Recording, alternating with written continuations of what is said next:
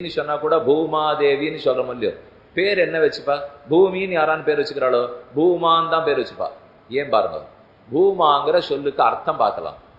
பாமா தெரியும், அது சத்திய பாமா. ஆனா அதை சுருக்கி பாமா பாமான்னு நம்ம சொல்லிட்டு இருக்கோம். அப்ப யாரானு பாமான்னு பேர் வச்சிருந்தா சத்திய பாமா தான் முழு பேர், வெறும் பாமாங்கிற பேர் இல்லை. அதே பூமின்னு வச்சா கூட பூமின்னு பேர் வச்சுக்க முடியாது, பூமான்னு தான் வச்சுக்க முடியும். எத்திர நான்யத் பஷ்யதி நான்யத் ஸ்ருணோதி நான்யத் விஜானாதி ச பூமா. இது உபனிஷத் வாக்கியம். பூமானா மிக மிக மேம்பட்டதுன்னு அர்த்தம். என்னான்னு கொஞ்சம் விளக்கமா சொல்றேன். இத்தனை கதை சொல்லிட்டேன், கதையை நீங்களாம் சாஞ்சின்னு கேட்டுட்டு இப்ப சொல்ல போறது உபனிஷத் அர்த்தம். கொஞ்சம் நிமிந்து உட்காண்டாதான் புரியும்.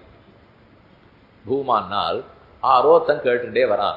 இந்த நேரம்லாம் சிஷ்யாலாம் கேள்வி கேட்கிறான். ஆச்சாரியன் அதுக்கு பதில் சொல்லிட்டே வரார். எது இதை விட உயர்ந்தது? எது உயர்ந்தது? பூமி உயர்ந்தது. பூமியை விட எது உயர்ந்தது? பூமி பூம்னா தியௌர்வருணா அந்தரிக்ஷம் மகித்வா உபஸ்தேதே கதிதேக்னி மன்னாத மன்னாத்யாயாததே ஆயங்கௌ பிருஷ்ணிரக்ரமீ தசனன் மாதரம் புனः பிதரஞ்ச பிரயன் சோவஹ வாக்பதங்காய சிஸ்ரியே பிரத்யஸ்யவஹத்யபி என்று விடாம பூசூக்தம் சொல்றது. உபனிஷத்துக்கள்ல பூசூக்த பகுதியில சொல்றது. பூமி பூம்னா தியௌர்வருணா அந்தரிக்ஷம் மகித்வா உபஸ்தேதே தேவி அக்னே அக்னி வன்னாதம் அன்னாத்யாயாததே. இந்த பூமி பெரியவளா இருக்கா, அவளே அதை விட ஆகாயம் பெருசுன்னு, ஆகாயத்தை விட சொர்க்கலோகம் பெருசுன்னு, சொர்க்கலோகத்தை விட சத்தியலோகம் பெருசுன்னு. இதை போல எது உயர்ந்தது எது உயர்ந்ததுன்னு கேள்வி. இதை விட இது, இதை விட இது, இதை விட இதுன்னு சொல்லிட்டே போனாரா. கடைசியால சிஷ்யன் கேட்கிறான், எதை விட உயர்ந்ததே இல்லை, இதை விட இது, இதை விட இது சொல்லணும் வந்துட்டு எதை காட்டிலும் மேம்பட்டதே இல்லைன்னு கேட்டான். அதுக்கு ஆச்சாரியன் சொல்றார், எத்திர நான்யத் பஷ்யதி நான்யத் ஸ்ருணோதி நான்யத் விஜானாதி ச பூமா. எதை ஒன்னை பார்த்த பின் கண்ணு மற்றொருத்தில் செல்லாதோ, காது மற்றொன்னில் போகாதோ, உள்ளம் மற்றொன்றை நினைக்காதோ, அது பூமா. ஏதோ ஒண்ணு நான் பார்க்கிறேன், அதை தாண்டி கண்ணு இன்னொரு இடத்துக்கு போகக்கூடாது. உன்னை கேட்கிறேன், அதை தாண்டி காது இன்னொன்னு விருப்பப்படக்கூடாது. உன்னை நினைக்கிறேன், அதை தாண்டி உள்ள இன்னொன்னு நினைக்க கூடாது. எத்திர நான்யத் பஷ்யதி நான்யத் ஸ்ருணோதி நான்யத் விஜானாதி ச பூமா. இதை போல உங்க வாழ்க்கையில எப்ப நடந்திருக்கா பாருங்க. ஏதோ ஒண்ணு நீங்க பாக்குறீள், அதை தாண்டி கண்ணு போக மாட்டேங்கிறது, இன்னொன்னு ஞாபகத்துக்கு வரல. ஏதோ ஒண்ணு கேட்கிறீள், அதை தாண்டி இன்னொரு இடத்துக்கு காது போல. ஏதோ ஒண்ணு நினைக்கிறோம், அதை தாண்டி நினைவு இன்னொரு இடத்துக்கு போல. இப்படி இருந்ததுன்னா அதுதான் பூமானால். அப்படிலாம் ஒண்ணுமே இல்லை. 2 நிமிஷம் உன்னை பத்தி நினைக்கிறதுக்குள்ள உள்ளம் தாவிடும். நீங்க உட்காண்டே இருக்கு. 2 மணி நாள் உபன்யாசம்னா 2 மணி நேரமும் வேற எந்த எண்ணமும் வராம இங்க கேட்டீள்னு நான் யாரையும் இப்ப பிரமாணம் எல்லாம் பண்ண சொல்லல. உங்க மனசுல நீங்களே தொட்டு பார்த்துங்க. நிஜமா அப்படித்தான் இருந்தமானால் அது 1.25 மணி நேரம் இருந்தேன் சுவாமி. அப்ப பாக்கி காமணி ஒரு சுத்தி எல்லா ஊருக்கும் போயிட்டு வந்தேன். இங்கேதான் உட்காந்துருப்போம். ஒரு சுத்தி எல்லாரையும் நினைச்சிட்டு வீட்டுல என்னாச்சோ வச்சுட்டு வந்தோம், விளக்கேற்றிட்டு வந்தோம், எரிஞ்சுட்டு இருக்கோ இல்லையப்போ உப்புமா பண்ணி வச்சுட்டு வர சொல்லியிருந்தேன். அது என்ன போனா இருக்க போறதோ, உப்பு இருக்க போறதோ, இல்லாம மாவு மட்டும் இருக்க போறதோ, எதேதோ நினைச்சுன்னுட்டு அதுவும் கிட்ட 8:15 8:20 ஆட்டம். ஒரு தனி பரபரப்பு எல்லார் முகத்திலையும் தெரியும். ஆரம்பத்துல ஒரு சோகம் தெரியும், 8:15 ஒரு சந்தோஷம் தெரியும். நாங்க உபன்யாச கால் நினைச்சுப்போம், ஓஹோ ஏதோ கேட்டு சந்தோஷப்பட்டா போல இருக்குன்னு. இன்னும் 2 மணி நாள் கேட்கணுமேன்னு வருத்தம். 6:30 10 நிமிஷத்துல முடிஞ்சு போயிடுமேனு சந்தோஷம் 8:20. இதுதான் வித்தியாசம். 6:30க்கு வரைச்சே எது வருத்தமா இருக்காருன்னா 2 மணி நேரம் உட்காரணும் இல்லையோ. 8:15 சந்தோஷமா இருக்காரு, 4 மணில முடிஞ்சு போயிடும் இல்லையோ.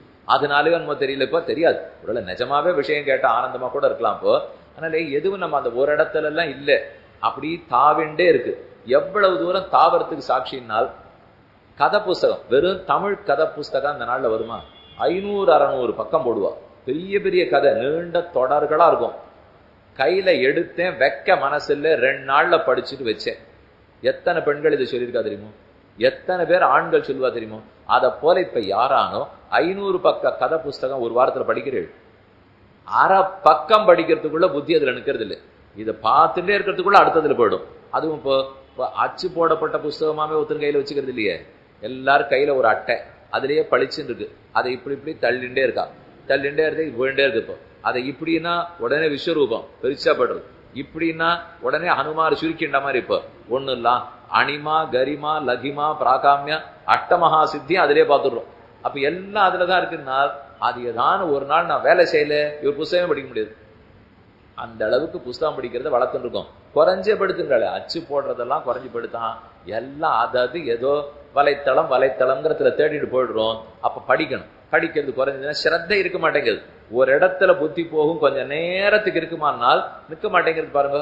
அப்ப நான் சொல்லிட்டு இருக்கிற பூமாக்கு நேர் எதிருது என்ன, பூமான்னு பார்த்தால் நினைச்ச இடத்துல இருந்து உள்ளம் போகக்கூடாது, பார்த்ததுல இருந்து கண்ணு வாங்கக்கூடாது, கேட்டதுல இருந்து காது போகக்கூடாது.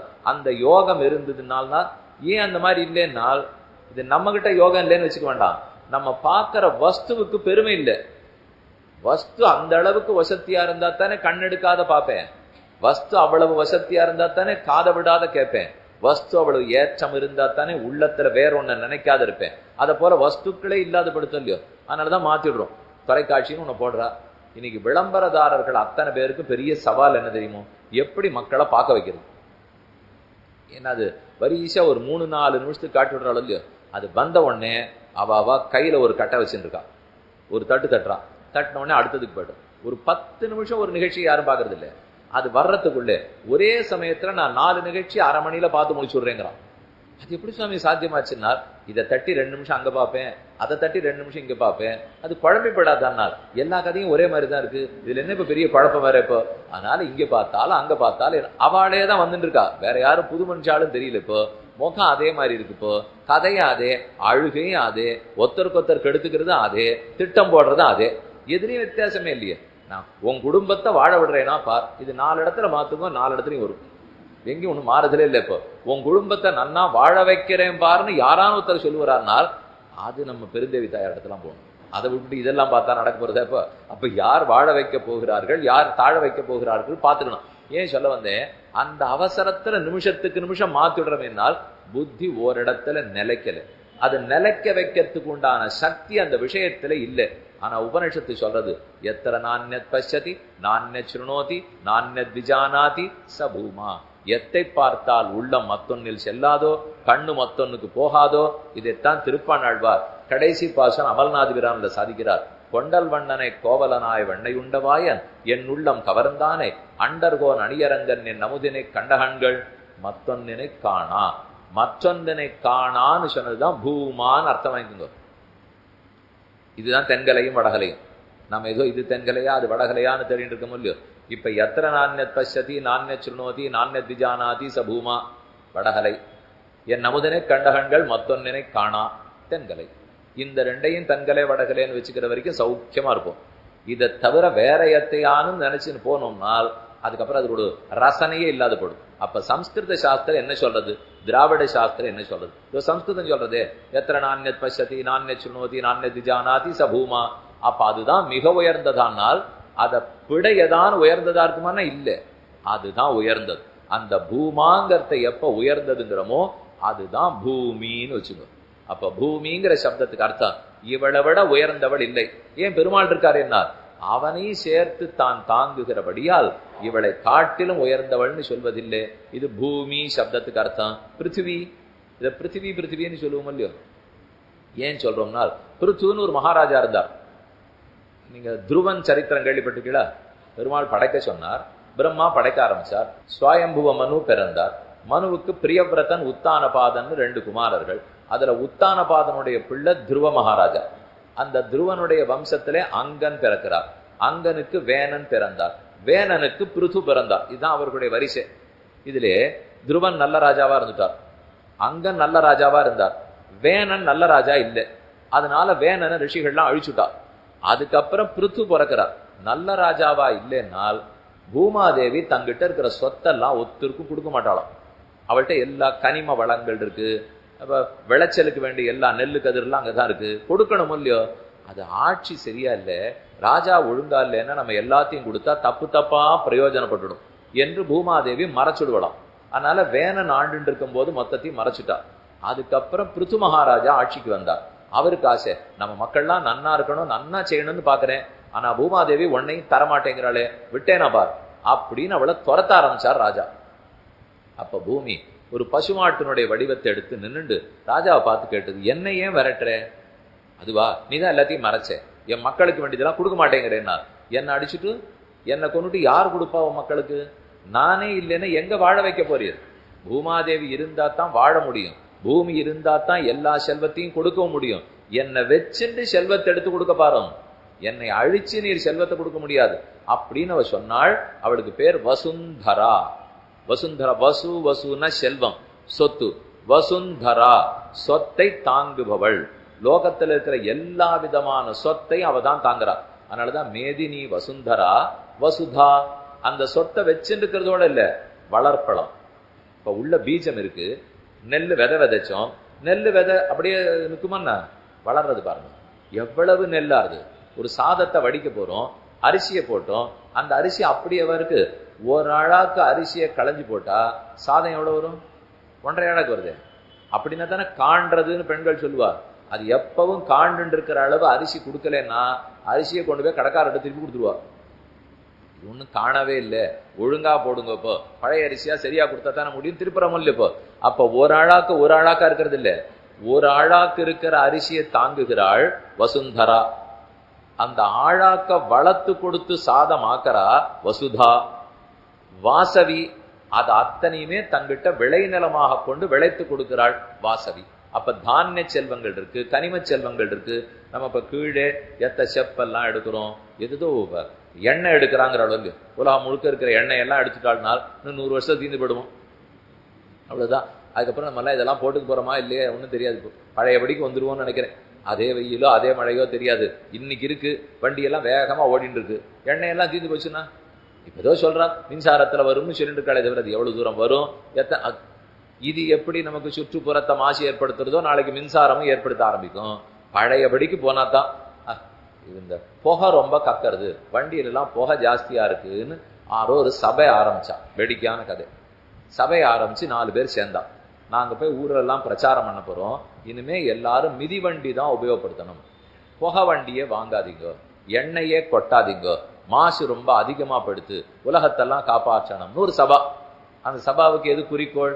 எல்லாரும் மிதிவண்டி தான் உபயோகப்படுத்தணும், புகை வண்டி கூடாது அப்படின்னு பிரச்சாரம் பண்ணணும் இல்லையோ. இன்னைக்கு போய் இந்த கிராமத்துல பிரச்சாரம் பண்ணா ஆளுக்கு ஒரு மிதிவண்டி வேண்டாம், அவ மெனக்கெட்டு மிதிச்சுன்னு போய் இந்த கிராமத்துல சொல்லிட்டு வந்தாலே 4 நாள் ஆயிடுச்சு, அடுத்த கிராமத்துல சொல்லிட்டு வந்தா 4 நாள் ஆச்சு. நம்ம 4 கிராமம் போறதுக்கே 16 நாள் ஆயிடுத்து. ஒரு மாவட்டத்துக்கே 10 வருஷம் ஆகும் போல் இருக்கு, ஒரு மாநிலத்துக்கு 50 வருஷம் ஆயிடும் போல் இருக்கு. இவ்வளவு மெதுவெல்லாம் பண்ண முடியாது, வேகமா போய் பிரச்சாரம் பண்ணணும்னா. உடனே குழு கூடி தலைவர், செயலாளர், காரியதரிசி எல்லாரும் மெதுவா பேசி என்ன பண்ணலாம்னால் வேகமா பிரச்சாரம் பண்றதுக்கு 4 புகை வண்டி வாங்குட்டோம். என்ன பிரச்சாரம் பண்ண போறா? புகை வண்டி கூடாது, மிதி வண்டி வேணும்னுட்டு. அந்த பிரச்சாரத்துக்கு எந்த வண்டி வாங்கிவிட்டான்? அப்போ வாங்கினதை எப்படி வாங்கிவிட்டான்? அப்படி இருக்கலாமா? அதனால நமக்கு எது நம்ம குறிக்கோளோ அதுக்கு தகுந்து நடந்து கொள்ள வேண்டுமோ இல்லையோ. பூமாதேவியிட்டேந்து கீழேந்து எடுக்கிறோமே, எடுக்க போயிடுமே. இத்தனை எண்ணெய் வளத்தெல்லாம் எடுத்தாச்சுன்னா 100 வருஷம் கழிச்சு போயிடும். அப்ப மறுபடியும் எதுல வந்திருப்போம்னால் இந்த மாதிரி வழக்கெல்லாம் இருக்குமா, எப்படி இருக்க போறது தெரியல. பழையபடிக்கு ஏதோ கொஞ்சம் எண்ணெயை விட்டு அப்படி இப்படி பண்ணிட்டு இருப்போமோ என்னமோ இருக்கட்டும். அதனால மரமா இருக்கக்கூடாதுன்னு வா. ஒரு கேள்வி ஒருத்தர் கேட்டா, நீங்கெல்லாம் அடுப்பெல்லாம் வச்சுக்கிறீங்க இல்லையா, அடுப்பு விறகடுப்பு தான் ஆச்சாரம்னு சொல்லப்படுறது. ஆனா இப்ப எல்லாரும் என்ன வச்சிருக்கா, காற்று ஒரு ரூபத்துல வருது, அதுல குழா மூலமா வந்துடுறது, அதுதானே எல்லாரும் தெளிவு பண்ணிடுறோம். அது கூடாது, அது ஆச்சாரக்காரா வச்சுக்க மாட்டான்னு வச்சுங்களேன். அது ஏதோ தகரம் எல்லாம் போட்டு பட்டிருக்கு, அது எல்லாத்தையும் வச்சுக்க மாட்டா. ஒரு பெரிய ஷாப்பு இது வச்சிருக்கீங்க, அதுக்குள்ள வாயு எல்லாம் அடைச்சு வச்சிருக்கு, அது வழியா தானே வருது. இப்போ எல்லார் வீட்லயும் தலிகை அப்படித்தான். அந்த நாளா இருந்தா விறகு கட்டை விறகடுப்பு வச்சிருந்தா தலிகை பண்ணிட்டோம். இப்பவும் பண்ணிட்டு இருக்கிறவா இருக்கா. அந்த விறகுன்னு எடுத்தா அது மாசு அதிகமா படுத்துறதே சுவாமி. அதை விட இந்த வாயுவை மூலம் பண்ண அது ஒண்ணும் மாசே இல்லையே, அது நேர சத்தம் இல்லாத பண்ணிவிடுறது. ஏனோ ஒருத்தர் கேள்வி கேட்டார், நியாயமான கேள்வி. ஆனால் இந்த வாயு என் வீட்டுல வந்து சேர்றதுக்கு எத்தனை மாசு அது ஏற்படுத்தின்னு வந்திருக்கு தெரியுமோ? நம்ம என்ன பக்கத்து வீட்டுல இந்த வாயு வரும், இதை எங்கேயோ வளைகுடா நாட்டுல எடுக்கணும், அது கப்பல்ல வரணும் இல்லையா. கடலுக்கடியில பெரிய குழாய்கள்லாம் போடப்பட்டிருக்கு. அது போடுறதுக்குள்ள கடல்வாழ் ஜந்துக்கள் லட்சக்கணக்கில் போயிடுது. அதை தாண்டி தான் அங்க குழா போட்டிருக்கா. இந்த குழாயை போடுறதுக்குள்ள ஒவ்வொரு நாட்டோடைய சண்டை, 100கணக்கான சண்டை, மடிந்த உயிர் எத்தனையோ, இப்பவும் அதை பாதுகாக்கிறதுக்கு கொட்டப்படுகிற கோடிக்கணக்கான ரூபாய் எத்தனையோ. இது இத்தனையும் தாண்டி நம்ம ஊருக்கு வரணும். அதுக்கப்புறம் இதை சுத்திகரிக்கிற ஆலையை போடணும். அந்த ஆலை எத்தனை மாசு ஏற்படுத்துமோ ஒத்துக்கணும். இது இத்தனை மாசு ஏற்படுத்தின விற்பாடு சத்தமில்லாத வாயு என் வீட்டுக்கு வரும். இது ஒரு வம்பு இல்லை, பக்கத்துல இருக்கிற சுள்ளிக்கால வச்சு ஏத்தினேன்னா முடிஞ்சு விட போகுது. இதுக்கு எந்த மாசு, எந்த நாட்டுக்கு நான் போடணும், யாரோட சண்டை போடணும், வளைகுடா நாடு இது நிறைய இருக்கிறதுனால விலையை ஏத்துட்டாங்கிறா, வேலையை படுத்துங்கிறா. எத்தனை வம்பு! பக்கத்துல இருக்கிற மரத்தை எடுத்து எரிச்சோம்னா இதெல்லாம வம்பு. இப்போ அப்ப அந்தந்த வீட்டோட அதது முடிஞ்சு போயிடும் இல்லையோ. எப்ப வம்பு? இப்போ எதனாலே கட்டடம் கட்டுறதுக்காக மண் எடுக்க ஆரம்பிச்சோம். ஒரு மாடி கீழ் மாடியோட கட்டிட்டு இருக்கிற வரைக்கும் என் வீட்டுல கீழே தோண்டினாத்தான் வீடு கட்ட முடியும். அங்க இருக்கிற மண்ணே போறோம். ஆனால் இருக்கிற 2400 சதுரடிய 4800 சதுரடி கட்டலான்னு ஆரம்பிக்கச்சேதான் அங்க தோண்டின மண்ணு போறல. அப்ப வெளியிலேருந்து மண்ணு வந்துருக்கு. போ அது 4800 9600 ஆறுது, காவிரியே வேணும். 9500 18 ஆறுது, கங்கையே வேணும். கங்கையில இருக்கிற ஜலத்தை சொல்லல, கங்கையே சொல்லிட்டு இருக்கேன். கங்கையில இருக்கிற மண்ணே வேணும்னால் அப்ப நம்ம பக்கத்துல இப்போ பச்சை சான்றிதழ்னு ஒண்ணு கொடுக்குறா, வாங்கி பார்த்துருக்கீங்களா? இப்போ அரசாங்கத்துல இருந்து கொடுப்பா. இந்த மாதிரி நீங்க கட்டடம் கட்டினால் அதுக்கு மாசு கட்டுப்பாடுக்கு உங்களுக்கு சான்றிதழ் தரோம், நல்ல பச்சை கட்டடம் அப்படின்னு உங்களுக்கு தருவோம்னு ஆங்கிலத்துல கொடுக்குறா. அவ சொல்ற முதல் கேள்வி என்ன தெரியுமோ? உன் வீட்டுக்கு கீழே தோண்டின மண்ணை மட்டும்தான் நீ உபயோகப்படுத்தணும். அடுத்த தெருவுக்கு போய் மண் எடுக்க கூடாது. எங்க இருந்து வண்டியில மண்ணே வரக்கூடாது. உன் வீட்டுல என்ன நோண்டினியோ தோண்டினியோ அதை வச்சுன்னு கட்டிக்கோனால் உனக்கு சான்றிதழ் கொடுக்குறேங்கிறா. அப்ப தானே வெளிச்சம் வர மாதிரி கட்டணும், தானே காற்று வராத மாதிரி கட்டணும்னால் இதெல்லாம் தான் இயற்கையை நம்ம பாதுகாக்கிறோம்னு அர்த்தம். எவ்வளவு சாத்தியம், எவ்வளவு நம்மால பண்ண முடியுங்கிறது தெரியல. ஆனா பூமாதேவிக்கு நம்ம மதிப்பு வச்சிருக்கோம்னா கொஞ்சம் சிந்திக்கணும். ஓஹோ, இதெல்லாம் ரொம்ப நம்ம எடுத்துட்டோம் போல இருக்கு. தன் வளத்தை எல்லாம் நம்ம கிட்ட கொடுத்துட்டு உட்கார்ந்துருக்கா. அதுதான் இந்த வேணனுடைய கதையை சொல்லிருந்தேன். வேணன் அப்படி பண்ணிட்டு அப்புறம் பிருத்து மகாராஜா வர பூமாதேவி பசுமாடா நின்று கொண்டு என்ன வேணுமோ எங்கிட்டேந்து கறந்து எடுத்துக்கோன்னா. அப்போ பிருத்து ராஜா அவளிடத்திலேருந்து கறந்து கறந்து எடுக்கிறார். பிருத்துவினால் கறக்கப்பட்டு தங்கிட்ட இருக்கிற மொத்த செல்வத்தையும் கொடுக்கவே பூமிக்கு பிருத்திவிங்கிற பேர் வந்தது. அவளுக்கு ஏன் பிருத்திவி பிருத்திவின்னு வந்ததுனால் பிருத்து மகாராஜா கறந்து செல்வத்தை எடுத்து கொடுத்தார். அதனால பிருத்திவி. மேதினின்னு பேரு, அவனின்னு பேரு, உர்வின்னு பேரு. ஏன் மேதினி? மேதஸ்ங்கிறது கொழுப்பு. பெருமான் திருக்கை பூமாதேவி, வராக பெருமாள் பூமாதேவியை தொட்டாரோ இல்லையோ, அப்ப அவருடைய திருமேனில் இருக்கிற கொழுப்பெல்லாம் இவளிடத்துல பட அப்பா 2 பேர் மது கைடபர்கள்னு 2 ராட்சசாள் அந்த கொழுப்புலேருந்தே உருவானவா. அவர்களை அழித்து அவர்கள் கொழுப்பு உடம்பு முழுக்க உலகம் முழுக்க பரவித்தான். அப்ப மேதஸ் உலகம் முழுக்க பரவவே மேதினி என்ன இவளுக்கு பேராச்சுன்னு சொல்லுவா. அத போல உருவின்னு சொல்றோம். வசுந்தரா சொன்னேன், சொத்தத்தனையும் தரிக்கிறபடியால். அப்புறம் வசுதா சொத்தை கொடுக்கிறபடியால். வாசவி தானிய செல்வத்தை வளர்த்து கொடுக்கிறபடியால். இது இதனாலன்னா வசுந்தரா, வாசவி, வசுதா என்னவளுக்கு பேர் சொல்றோம். அப்ப பூமின்னு சொல்லலாம், மேதினி, பிருத்திவி, உர்வி, வசுந்தரா, வாசவி இதெல்லாம் பூமாதேவிக்கு திருநாமங்கள். 2 பார்த்தோமே. மகாலட்சுமி என்ன செய்வாள்? கோஷிப்பாள். அப்படின்னா பெருமானுடைய பெருமை என்ன என்னன்னு கோஷிப்பாள். அதுக்கு தான் சொல்லிட்டு இருந்தேன். திருமார்பலே நாச்சியார் எழுந்துருள் இருக்க ஊஞ்சலாட்டம் ஆடிட்டு இருக்காளோ இல்லையோ. அப்போது வேதாந்தாஸ் தத்துவ சிந்தாம் முரவி துரசி எத் பாத சின்னைகி தரந்தி பராசரபட்டர் ஸ்ரீகுணரத்ன வசத்துல சாதிக்கிறார். யாரு முழுமுதற் கடவுள்னு தேடிண்டே போனாலும் அப்போ யாருடைய திருமார்பில் சகப்ப அடையாளம் இருக்குன்னு பாக்குறான். மகாலட்சுமி இங்க அமர்ந்து ஊஞ்சல் ஆடி ஆடி அவருடைய திருவடி வந்து வந்து பெருமாள் திருமார்பல் இப்படி குத்துமா. குத்தி குத்தி குத்தி இந்த இடத்துல அப்படி சகப்பா ஒரு வடு விழுந்திருக்குமா. அதை பார்த்து பார்த்து லக்ஷ்மியினுடைய திருவடிக்கு குங்குமப்பூல நம்ம அர்ச்சனை பண்றோம். பண்ணி பண்ணி இந்த புஷ்பம் போய் மோதி மோதி மோதி அந்த வடுவுக்கு அலங்காரம் பண்ணாப்புல இருக்குமா. அந்த அழகான சகப்பு வடு எங்க இருக்கோ அவரே முழுமுதற் கடவுள் அப்படின்னு வேதாந்தம் தத்துவ விசாரத்தை நிறுத்திடுது. வேதாந்தாக தத்துவ சிந்தா முரபித் உரசி எத் பாத சின்னைகி தரந்தி. அப்ப பெருமானுடைய திருமார்பில் அந்த சகப்பு அடையாளத்தை பார்த்தே இவனே ரமாபதி, இவனே முழு முதல்னு சாஸ்திரங்கள் முடிவு பண்ண. அப்ப கோஷிக்கும்னா அதுதான் பெருமானுடைய பெருமையை மகாலட்சுமி சொல்லுவாள். பெருமையா சொல்லுவாளே தவிர போஷிக்க வேண்டாமா. போஷிக்கிறதுனால் சாயங்காலம் 4 மணி ஆச்சு, குழந்தை பள்ளிக்கூடத்துலேருந்து வருவார். அதனாலே நன்னா பண்ணி வச்சுன்னு தோசை வடை சுண்டல் எல்லாம் பண்ணி வச்சுன்னு காத்துன்னு இருக்கணும். அம்மா தானே போஷிச்சு போஷிச்சு பார்ப்போம். தம் பிள்ளையா இருந்தா இந்த தம் வீட்டுல 4-5 தோசையும் கொடுப்போம், சாப்பிடும். ஆனா அதை யாரானு பார்த்துன்னு இருக்கிறச்சே தரமாட்டான். அது தான் மட்டும் தனியா இருக்கிறச்சே கொடுத்துருவோம். இன்னொரு வீட்டுக்கு போயிருப்போம். அது சோதனையா நம்ம வீட்டு பிள்ளை என்ன பண்ணும், நம்மளை மட்டம் தட்டி நம்மளை கொஞ்சம் கீழே இறக்கி விடுற மாதிரி இது செய்யும். வீட்டுல இருக்கிறச்சே நன்னா பண்ணி கொடுத்துருப்போம். 2வது தோசை வாண்டான் விடும். அதே பரத்தியார் வீட்டுக்கு போயிருப்போம். அப்போ அது தோசையெல்லாம் ரொம்ப சுமார் புளிச்சு வழியுதுன்னு வச்சுங்க. ஆனா இது வேணும்னுட்டு அது என் பிள்ளைலாம் தோசையெல்லாம் சாப்பிடவே மாட்டான், வாண்டாம். அப்படின்னு அம்மா சொல்லிட்டே இருக்கிறச்சே, இல்ல எங்க அம்மா அப்படி சொல்லுவோம், எனக்கு இன்னொரு 6 தோசை கொடுங்க அப்படின்னு இந்த பிள்ளை வாங்கி சாப்பிடும். அவ உடனே நினைச்சுப்போ, இவதான் தோசையை கொடுக்காத வளர்த்துருக்கா போல் இருக்கு. இப்போ நம்ம வீட்டுல வந்தா நன்னத்தான் சாப்பிடுறது. அவ வேணும் நம்மள கேட்க வேற கேட்பா, நீ என்னமோ இல்லைங்கிற உன் பிள்ளை சாப்பிட்டுட்டே இருக்கேன்னாள். ஒரு துண்டு வாங்கிட்டு பார்த்தேன், இந்த தோசையா வாங்கி வாங்கி வேற சாப்பிட்டு இருக்கான். நான் ஒழுங்கா பண்ணி கொடுத்தேன் என்னால். தாய்முலைப்பாலில் அமுதிருக்க தவழ்ந்து தளர்நடை இட்டு சென்னு பெய்முலை வாய் வைத்து பித்தரன்னே பிறரேசன் என்னாயின்னு ஆழ்வார் பாட்டு. பூத்தனை வந்த உடனே பால் என்னமா இருக்குன்னு கண்ணன் சாப்பிட்டாராம். யசோதைக்கு வந்தது கோபம், அமுதமா நான் பாலை கொடுத்துட்டு இருக்கேன், அவ விஷத்தை ஊட்டின்னு வந்திருக்கா, இதுக்கு என்னமா இருக்குன்னு வேற சாப்பிடுறேன்னால். தாய்முலை பாலில் அமுதிருக்க தவழ்ந்து தளர்நடை இட்டு சென்னு பேய்முலை வாய் வைத்து, அந்த அவள் தானே விஷத்தை ஊட்டின்னு வந்திருக்கா. பித்தரன்னே பிறரேசன் என்னாய், ஊரே வெய்யருக்கு பைத்தியக்கார பிள்ளை போல் இருக்கு, அவளானா நன்ன பாலை தரேங்கிறா, இது இன்னும் விஷப்பாலை சாப்பிட போறாருன்னால். இப்படித்தான் குழந்தைகள் எப்போதும் படுத்தும்னு வச்சுக்கோ. அப்ப வேதாந்தா தத்துவ சிந்தாம் முரவிதுரசி, யார் கோஷிக்கிறாள்? மகாலட்சுமி கோஷிப்பாள். ஆனா தாயான பூமாதேவி போஷிப்பாள். பார்த்து பார்த்து நம்ம குழந்தைக்கு நம்ம 4 இனிப்பு பண்ண இன்னைக்கு சாப்பிட்டுருக்கோம். சாப்பிட்டுன்னு உடனே இவளுக்கு வயரே தாங்காது. இப்போ போகும்போது 5ஆவதெல்லாம் உனக்கு கிடையாது போ அப்படின்னு பிள்ளைகிட்ட சொல்லுவோம். மறுநாள் ஒரு வீட்டுக்கு கொண்டு போயிருப்போம், மைசூர் பாகு பண்ணியிருப்பா, மொத்தத்திற்காக கொடுத்துன்னு வரைச்சே இவ பிள்ளைக்கு விட்டுடுவா. குட்டிப்போ சண்டைப்போ, அது எப்படி என் பிள்ளைக்கு கொடுக்காத இருப்பேன். அவ கேட்டா, நேத்திக்கு தானே உன் பிள்ளைக்கு கிடையாது நீ தானே சொல்லியிருந்த, இன்னைக்கு இங்க வந்தா கேட்கறியா? நான் சொல்லுவேன் கிடையாதுன்னு நீ கொடுக்கணும். இதுதான் போஷிக்கிறதுன்னு அர்த்தம். அப்ப போஷித்தல்னா தான் பார்த்து பார்த்து நல்லது செய்யறாளோ இல்லையோ, அதை போல மகாலட்சுமியை காட்டிலும் பூமாதேவி போஷிக்கிறாள். கோஷிக்கிறாள் ஸ்ரீ மகாலட்சுமி, போஷிக்கிறாள் பூமாதேவி. நல்ல குணவதி, குணத்தோட இருக்கிறது மகாலட்சுமி, மனத்தோட இருக்கிறது பூமி. மண் வாசனைன்னு சொல்லலையா? வாசனைக்கு எது எடுத்தது? மண்ணுக்கு தானே வாசனை. அப்ப மகாலட்சுமிக்கு குணம், எல்லாம் நல்ல நல்ல குணங்கள்லாம் அவரிடத்துலதான் இருக்கு. அதே மனம் இருக்கான்னால் 2 அர்த்தத்துல சொல்றேன்.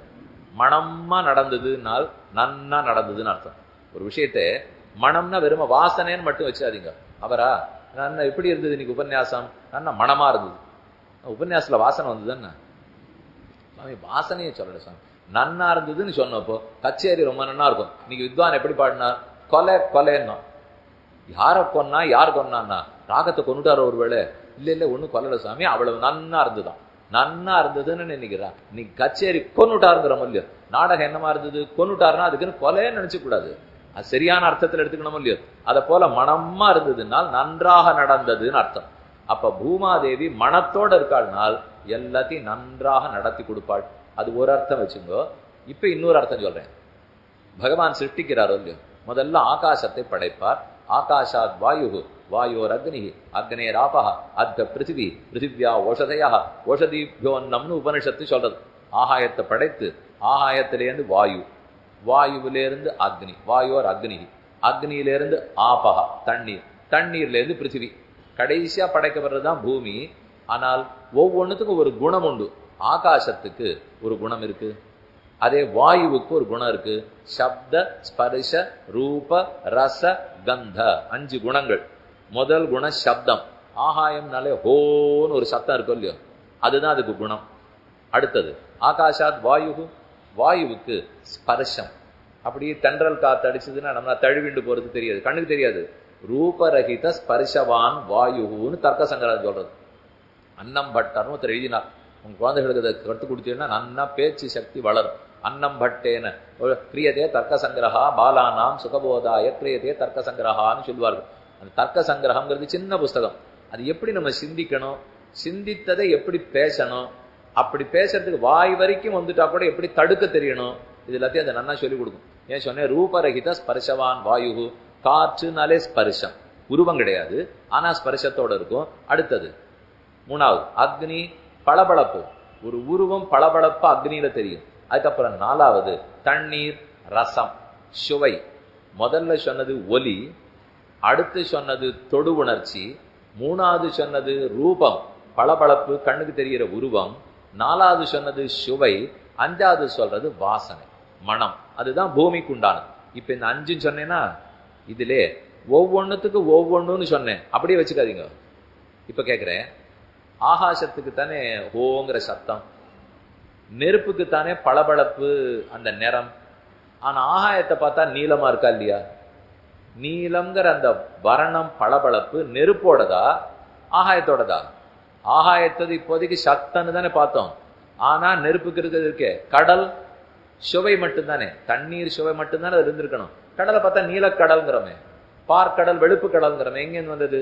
அப்படின்னால் அஞ்சு தோடையும் கலந்துருக்கு. இப்போ இத பஞ்சீகரணம்னு சொல்லுவார்கள். அப்படின்னா ஒவ்வொன்றுத்தினுடைய குணம் பெருகிறது பாருங்க. முதல்ல ஆகாயத்தை படைத்தாரோ இல்லையோ, ஆகாயத்துக்கு இருக்கிற குணம் சப்தம். அதுக்கப்புறம் ஆகாசத்திலிருந்து வாயுவை படைக்கிறார், அதுக்கு இருக்கிற குணம் தொடு உணர்ச்சி ஸ்பரிசம். ஆனா வாயுவுக்கு தொடு உணர்ச்சி மட்டும் இருக்காது, ஆகாயத்தினுடைய குணமும் துளி இருக்கும், தனக்கு இருக்கிற குணமும் இருக்கும். இப்ப ரெண்டா எடுத்துப்போ.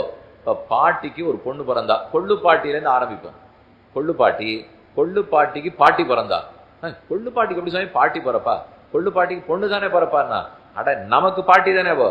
ஏன்னா யாரோ அத்தி கொள்ளு பாட்டியா இருந்தா கொள்ளு பாட்டிக்கு அடுத்து பிறக்கிறவ பாட்டியா இருக்க மாட்டாளா? பாட்டிக்கு பொண்ணு பிறக்க மாட்டாளா? பொண்ணுக்கு பேத்தி பிறக்கமோ இல்லையோ? இப்படின்னு வச்சுட்டா கொள்ளு பாட்டிக்கு இருக்கிற குணத்திலே கொள்ளு பாட்டிட்ட அதுதான் இருக்கும். ஆனா பாட்டிக்கிட்ட பாட்டியோட குணமும் இருக்கும், கொள்ளு பாட்டி குணமும் இருக்கும் இல்லையோ? பொண்ணுகிட்ட கொள்ளு பாட்டி பாட்டி பொண்ணு 3 பேர் குணம் இருக்கும் இல்லையோ? பேத்திக்கிட்ட கொள்ளு பாட்டி பாட்டி பொண்ணு பேத்தி 4 பேருடைய குணம் இருக்கும் இல்லையோ? கொள்ளு பேத்திக்கிட்ட 5 பேர் இருக்கும் இல்லையோ? அதே மாதிரி முதல்ல ஆரம்பிங்கோ ஆகாசம். ஆகாசத்தின் இடத்துல சப்தம், அடுத்தது காற்று, காற்றுல சத்தம் தொடு உணர்ச்சி ரெண்டும் வரும். அப்புறம் நெருப்பு, சப்தம் இருக்கும், ஸ்பர்ஷம் இருக்கும், ரூபம் இருக்கும். அப்புறம் தண்ணீர், சப்த ஸ்பர்ஷ ரூப ரசம் இருக்கும். அப்புறம் கடைசியா மண்ணு. இந்த பூமியில கடைசியா இருக்குமான்னா 5மே இருக்குமே. 5மே சப்த ஸ்பர்ஷ ரூப ரச கந்தம். எப்ப கொள்ளு பாட்டிலேருந்து கொள்ளு பேத்தி வரைக்கும் இருக்கும் இல்லையோ? அப்ப எல்லாம் இருக்கிறது எது சொல்லுங்க? பூமியின் இடத்துல தானே. அப்ப 5 குணங்களும் சேர்ந்து பொருந்தி இருப்பது பூமியானபடியால் குணத்தோட இருக்கக்கூடியது மகாலட்சுமி, மனத்தோட இருக்கக்கூடியது எல்லா குணத்தையும் பெற்றவள் பூமி தேவின்னு சொல்ல வேண்டும். பூநிலாய வைந்துமாய் புனர்கணின்ன 4மாய் தீநிலாய 3மாய் சிறந்த கால் 2மாய் மீனிலாய 1மாகி நின்னவாதி தேவனேன்னு திருமழிசை ஆழ்வாருடைய கோஷம். அப்ப 5ஆகவும் சேர்ந்து பூமாதேவி தான் இருக்கிறாள். அதனாலே குணம்னு சொல்லலாம், மனம்னு சொல்லலாம். இன்னொரு விதத்துல பார்த்தால் பெருமை. பகவானுக்கு யாரால் பெருமை? பெருமை அத்தனை மகாலட்சுமியாலே, பொறுமை அத்தனை பூமாதேவியாலே.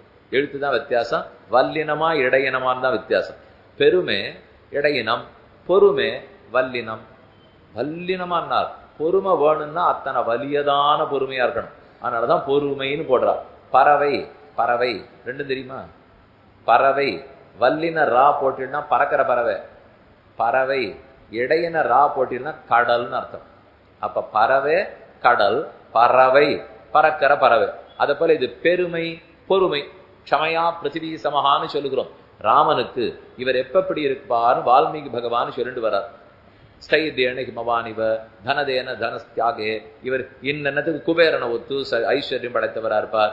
எடுத்த காரியத்துல உறுதினா ஹிமாச்சலத்தை போல இருப்பார் என்று ஒன்னொன்னா சொல்லிட்டு வரும்போது அப்ப பூமியை காமிச்சு க்ஷமையா பிருத்திவி சமஹா, பொறுமைங்கிறதுல ராமன் பூமிக்கு சமமானவர். பூமிக்கு தான் அத்தனை பொறுமையும் பார்க்கிறோம். அப்ப பெருமை மகாலட்சுமி, பொறுமை பூமியினிடத்தே, அழகு லக்ஷ்மி தான். என்ன பார்த்தாலும் அழகா இருக்காள். மையார் கருங்கண்ணி கவனவரமை செய்யாள்னு அழகா இருக்கா. கூந்தல் மலர்மங்கையாக இருக்கிறாள். அதனால அழகெல்லாம் அவளுக்கு. புகழ், அழகு இருந்தா போருமா?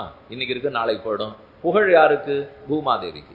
அப்ப அழகாலே பெருமை மகாலட்சுமிக்கு, புகழாலே பெருமை பூமாதேவிக்கு. ரொம்ப ஆதரவு யார் காட்டுவாப்போ? ஆதரவா இருக்கிறது மகாலட்சுமி, ஆதாரமா இருக்கிறது பூமாதேவி. ஆதரவு ஆதாரம்னு வச்சுக்கோ. நமக்கு ஆதரவு காட்டணுமா? தாராளமா அழைச்சின்னு போய் பெருமானிடத்தில் சேர்த்து வைக்க போகிறாள். அசேஷானா ஜெகதோ விஷ்ணு பத்னின்னு சொல்றோம். அவர் விஸ்வத்துக்கே பதியாக இருக்கிறாள். அப்ப பிராட்டி ஏகோன சேஷித்துவம்னு சொல்லுவார்கள். ஒருத்தனை தவிர, பெருமான் ஒருத்தனை தவிர மற்ற அத்த பேருக்கும் சமஸ்த ஜனனியும் வந்தேன்னு அனைவருக்கும் தலைவியா இருக்காளோ இல்லையோ? அப்படி பார்த்தால் ஆதரவோட நம்ம மகாலட்சுமி நடத்துறா. ஆனா ஆதாரமாக பூமாதேவி இருக்கிறாள்.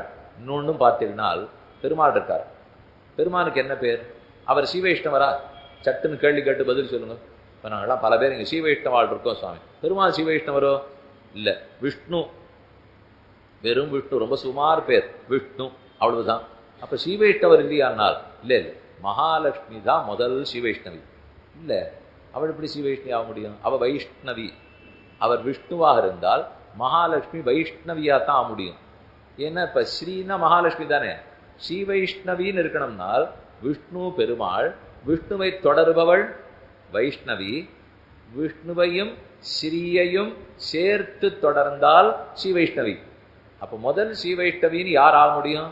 பெருமாள் ஆக முடியாது, ஸ்ரீதேவி ஆக முடியாது, பூதேவி தான் ஆக முடியும். அப்ப யாரு ஸ்ரீ வைஷ்ணவர்களுக்குள்ள முதல்னு சொல்ல போனா பூமாதேவி நாச்சியார் தான். ஏன்னா ரெண்டு பேரையும் சேர்த்து தொழுதாளும் இல்லையோ. இந்த ஆழ்வாரே பாசுரத்துல சொல்லச்சே, இத்து நாயனார் ஆச்சாரிய ஹிருதயத்துல சாதிக்கிறார், அத்திரு அவனை பத்தும் இத்திரு இருவரை பத்தும்னு ஒரு சூத்திரம். அத்திரு பூமேல் இருப்பாள் வினை தீர்க்கும்னா அத்திரு பிராட்டி மகாலட்சுமி பெருமாளை மட்டும் சரணம்னு பறிச்சுவலாம். ஆனா இத்திரு அதை தவிர அப்புறம் இருக்கிற எல்லாருமே இருவரை பத்தும் பெருமாள் தாயார் ரெண்டு பேரையும் சேர்த்து பத்துகிறார்களோ இல்லையோ. அப்படி சேர்த்து பத்தினத முதல் ஆள் யாரா இருக்க முடியும்? பூமாதேவியா இருக்க முடியும். இன்னொன்னு சொல்லுங்க, பெருமாளை மட்டும் பச்சினா ஏத்தமா? பெருமாளும் தாயாரையும் சேர்த்து பச்சினா ஏற்றமா? ஏற்றம்தான். இதை விட அது ஏற்றம்தான். அதை விட யாருக்கு வசதி தெரியுமோ? பெருமாள் தாயார் அடியார் என்ன எல்லாரையும் சேர்த்து பிடிச்சா தானே. அடியார் அடியார் தம்மடியார் அடியார் தமக்கடியார் அடியார் தம்மடியார் அடியோங்களேன்னு எஸ் சப்தபர்வ விவதான துங்கான்னு தேசிகன் சாதிக்கிறார். அப்ப அடியவனுக்கு அடியவனுக்கு அடியவனா பாகவத ஸ்ரீபாத தூளியா இருக்கணுமே. பெருமாள் பெருமாளா இருந்துட்டார், அவ வைஷ்ணவி ஆயிட்டா. வைஷ்ணவி வைஷ்ணவியா இருந்துட்டா. பூமாதேவி தான் முதல் ஸ்ரீ வைஷ்ணவியானா. ஆனா பூமாதேவிங்கிற ஸ்ரீ வைஷ்ணவி திருவடியும் சேர்த்து பிடிச்சது யாரு? நீலாதேவி தானே. அப்ப முதல்ல சரியான ஸ்ரீ வைஷ்ணவின்னு யாரை சொல்லணும்னா நீலாதேவி நாச்சியாரை தான் சொல்ல முடியும். ஏன்னா அவ பக்தையும் சேர்த்து பிடிச்சிருக்காளோ இல்லையோ. அப்ப அடுத்தடுத்துன்னு சொல்லிட்டு போனால் சரியான ஸ்ரீ வைஷ்ணவ லட்சணத்தோட அவள் இருக்கிறாள்னால் அப்ப இன்னா இருப்பிடம் வைகுந்தம் வேங்கடம் மாலிரும் சோலை என்னும் பொறுப்பிடம் மாயனுக்கென்பர் நல்லோர் அவதன்னொடும் வந்திருப்பிடம் மாயனி ராமானுஜன் மனத்து இன்னவன் வந்திருப்பிடம் எந்த நிதயத்துள்ளேன்னு பாட்டு ராமானுஜன் தந்தாதில கடைசியில பாசுரம். எல்லா திவதேசத்து பெருமாளும் ராமானுஜர் உள்ளத்துல வந்து தங்கிவிட்டாளாம். ராமானுஜர் திருவரங்கத்தமுதனார் உள்ளத்துக்கு வந்துட்டாராம். திருவரங்கத்தமுதனார் அடியன் உள்ளத்துக்கு வந்துட்டார். இப்ப யார் பெரியவன்னா நான் தான் பெரியவன். சாமி உம்மை பத்தி இப்படியே நீ சொல்லியிருக்கிறது நியாயமா? அடியன் சொல்லல, பாட்டு அப்படித்தான் இருக்கு. இப்போ எல்லாரும் வந்து ஆழ்வார் இடத்துல உட்காண்டா, ஆழ்வார் உடையவர் இடத்துல வந்துட்டார், உடையவர் திருவரங்கத்தமுதனார் இடத்துல வந்தார், திருவரங்கத்தமுதனார் நம்ம உள்ளத்துல வச்சுட்டோம்னா நாம தான் எல்லாரும் விட பெரியவரா இருக்க போறோம். ஆணவத்துல சொல்லல, அபிமானத்துல சொல்றோம். அபிமானம்னா சாத்விக அபிமானம் ஏற்றுக்கொள்ளப்பட்டது தானே. அப்ப விஸ்வம்பரனான பெருமானையும் சேர்த்து தாங்குகிறாள். ஆகவே இப்ப நம்மோட சேர்ந்தது யாரு? நம்ம ஜாதி யாரு? சாமியார் என்ன கிளம்புற சமயத்துக்கு என்னென்னமோ களப்பறி இருப்போம் இந்த மாதிரி சொல்லலாமான்னால் திரும்ப சொல்றேன். இதுல இப்ப சொன்னதுல நம்ம ஜாதி யாரு? பெருமாள் நம்ம ஜாதியா? விஜாதியர். அவர் பரமாத்மா, நான் ஜீவாத்மா. இது எங்க வேணா நீங்க மேடை போட்டு சொல்லுங்க, மாறவே மாறாது. இந்த ஜாதி வித்தியாசம் மட்டும் ஒத்துண்டே தான் ஆகணும். மற்ற ஜாதி எல்லாம் வேண்டாம். பரம பக்தனா இருக்கிறது ஒரே ஜாதியாவே இருப்போம். என்ன பண்ணாலும் பெருமாள் வேற ஜாதி, நான் வேற ஜாதி, அது சமமாகவே முடியாது. அவர் பரமாத்மாங்கிற ஜாதி, நான் ஜீவாத்மாங்கிற ஜாதி. அவர் சுவாமிங்கிற ஜாதி, நான் தாசன்கிற ஜாதி. காரார் வரைக்கொங்கை கண்ணார் கடலுடுக்கை சீரார் சுடர் சுட்டி செங்கலொழி பேராத்து பேராரமார்வின் பெருமாமழை கூந்தல் நீராரவேரி நிலமங்கை. திருமங்கையாழ்வார் தன்னுடைய திருமடல் பிரபந்தத்திலே நிலமங்கைங்கிற நாச்சியார் பூமாதேவியை பத்தி விளக்கமா சொல்லுகிறார். காரார் வரைக்கொங்கை கண்ணார் கடலுடுக்கை சீரார் சுடர் சுட்டி செங்கலொழி பேராத்து அம்பரமும் பெருநிறனும் திசைகள் எட்டும் அலகடலும் குலவரையும் உண்ட கண்டன்னு சொல்லுகிறோம். பெருமான் பவ்வநீருடைய ஆடையாக சுத்தி பாரகலம் திருவடியா பவனம் மையா செவ்வி மாதிரமெட்டும் தோளா அண்டன் திருமுடியா நின்னான்பால் செல்லகிற்பின்னு திருமங்கையாழ்வாருடைய பாசுரம். பவ்வ நீருடைய ஆடையாக சுத்தி பெருமாள் முதல்ல வேட்டி கட்டிக்கிறாராம். நம்ம எல்லாம் இந்த இருக்கிற 8 முழத்தை 9 5 16 கட்டுறதுக்குள்ள போர்னு இருக்கு. பவ்வ நீருடைய ஆடையாக சுத்தி மொத்த எத்தனை சப்த சமுத்திரங்களோ சமுத்திரத்தையே எடுத்து வேட்டியா கட்டிக்கிறார். பவ்வ நீருடைய ஆடையாக சுத்தி பாராகலம் திருவடியா. இந்த பூமாதேவி முழுவதும் பெருமானுக்கு திருவடியா. பவனம் மெய்யா செவ்வி மாதிரமெட்டும் தோளா. அவருக்கு 8 தோள்களோ இல்லையோ, 8 திசைகள் தான் 8 தோள்களா இருக்கான். அண்டன் திருமுடியா, இந்த அண்டகட்டாக ஆகாசம் முழுக்க தனக்கு திருமுடியா இருக்கான். இப்படி விஸ்வத்தையே தனக்கு திருமேனியாக கொண்டிருக்கிறான்னு ஒரு அழகான பாட்டு. அது திருமங்கையாழ்வார் பாசுரமான 100 பாட்டு ஒரே திவதேசத்துக்காக சமர்ப்பித்தார். அங்கு சொன்னது அதே போல திருமங்கையாழ்வார் திருமடல்ல சொல்லச்சே, காரார் வரைக்கொங்கை கண்ணார் கடலொடுக்கை சீரார் சுடர் சுட்டி செங்கலுழி பேராத்து பேரார மார்பின் பெருமா மழை கூந்தல் நீராரவேரி நிலமங்கை. இந்த நிலமங்கைக்கு எது வேலி? நீரார வேலி. எல்லாம் சமுத்திரத்தால சூழப்பட்டிருக்கோம் இல்லையோ. அப்ப மகாலட்சுமி தேவி, அவளை காட்டிலும் பெருமிடத்த பூதேவி. இந்த பூதேவி எந்த ஜாதின்னு பார்த்து வந்தோம். அதான் உடனே போயிடுது. ஊர்ல வம்பு பிடிச்ச விஷயத்தை பத்தி பேச ஆரம்பிச்சாலே வம்பாயிடுமோ இல்லையோ. அதனாலதான் நானும் ஜாகிரதையா தான் சொல்லியிருந்தேன். ஆனா நான் சொல்ல வந்ததை தைரியமா சொல்லுவேன். பகவான் நம்ம ஜாத்தியா? இல்ல. அவர் பரமாத்மா, நம்ம ஜீவாத்மா. மகாலட்சுமி நம்ம ஜாத்தியானால் இல்லையே. நம்ம எல்லாராலும் வணங்கப்படுகிறாள். தான் சென்று பெருமானை வணங்குகிறாள். ஸ்ரயத்தே ஸ்ரீயத்தே அத ஸ்ரீ. அதனால அவளும் தனி. ஆனா அடுத்து பூமாதேவி நாச்சியாரிடத்திலேருந்து நாமும் ஒண்ணும். ஏன்னா பெருமாள் தாயார் 2 பேரையும் பற்றாளோ இல்லையோ. ஓரளவு நெருக்கம் வந்துடுத்து. நீலாதேவியின் இடத்திலிருந்து தான் மொத்த நெருக்கம். ஏன்னா நாம் எல்லாரும் அடியார்களை பத்தினவா தானே. நேர பெருமானையும் பிராட்டியும் பற்ற முடியாது. அப்ப ராமானுஜர் மூலமா, நம்மாழ்வார் மூலமா, என்ன இவரவர்கள் மூலமா போவோம் இல்லையோ. அதை போல பூதேவி நாச்சியாருங்கிற பாகவத பெண்ணை பற்றி பெருமாள் தாயாரை பற்றினது முதல் அதிகாரி யாரு? நீலாதேவி நாச்சியார் தானே. அப்ப நீலாதேவி நாச்சியார சஜாத்தியான்னு சொல்லணும். சஜாத்தியான நம்ம ஜாதி. ஆனா அதே பூதேவியோ ஸ்ரீதேவியோ பெருமாளோ விஜாத்தியர்கள். அவர்கள் வேறு ஜாதி. நம்மோட சேர்ந்தது இவள். இது எங்க பார்த்தா தெரிஞ்சுக்கலாம்னால், நீலாதேவி தான் கண்ணன் ஆசைப்பட்டு இருந்த அதே இடையர் ஜாதியில பிறந்தவ தான். ருக்மிணியை கல்யாணம் பண்ணார். அவ க்ஷத்திரிய பெண்ணுன்னா ஏகதர ஜன்மனி கிட்டபாவே துவே மாதரவுச்ச பிதரவுச்ச குலே அப்படி துவே. கண்ணனுக்கு எல்லாமே 2. பிறக்கிறச்சே ஊர் ஒண்ணு, வளர்றச்சே வேற ஊரு. ராமன் பிறந்தது அயோத்தி, வளர்ந்தது அயோத்தி. இவர் பிறந்தது மதுரா, வளர்ந்தது கோகுலம். சரி, பெறச்சே அப்பா அம்மாவே வேற, வளர்க்கறச்சே அப்பா அம்மா வேற. அதுவும் மாறி போச்சு. இப்ப இருக்கிறச்சே கல்யாணம், பிறந்த குலத்துக்கு தகுந்த கல்யாணம் ருக்மிணி, புகுந்த குலத்துக்கு தகுந்த கல்யாணம் சத்யபாமா அல்லது நப்பின்னு. ஏன்னா அதுதானே கும்பனுடைய குலம். அது இடைக்குலமா இருக்கிறதுனால நப்பெண்ண பிராட்டி நீலாதேவியனுடைய அம்சம் இடை பெண்ணை கல்யாணம் பண்ணிட்டார். எல்லாமே 2 வார்த்தையும் 2 போச்சு.